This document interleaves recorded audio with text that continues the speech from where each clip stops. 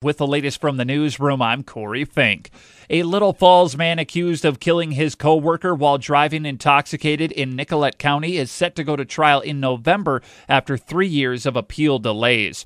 A Minnesota Supreme Court ruling issued last week found a state trooper had the authority to obtain a blood sample from 24-year-old Derek Stavish without obtaining a search warrant first.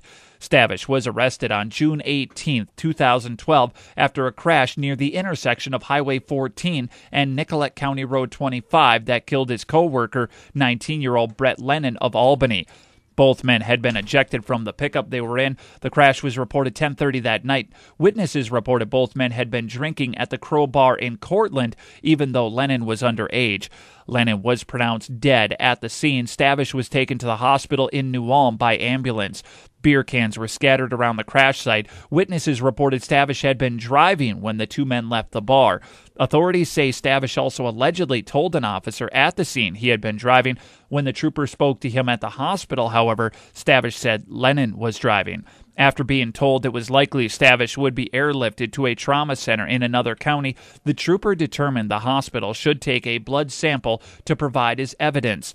The trooper reported smelling alcohol on Stavish's breath, and a blood test later showed Stavish had a blood alcohol content of 0.20, more than twice the legal limit.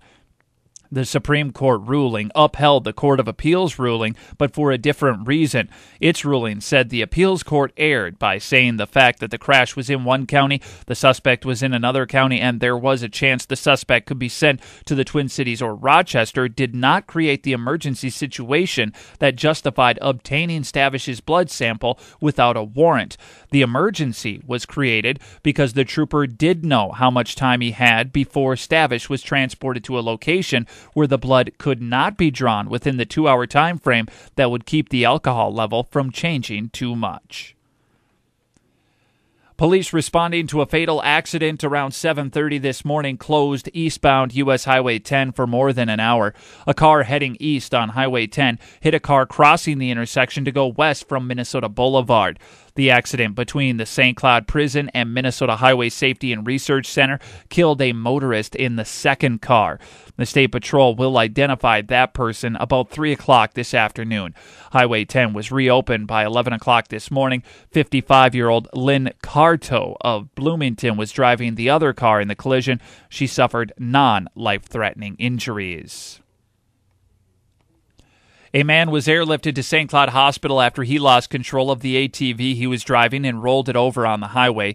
44-year-old Jerome Leegeld of Long Prairie suffered non-life-threatening injuries last night when he lost control of the ATV on Minnesota Highway 287 at Todd County Road 48.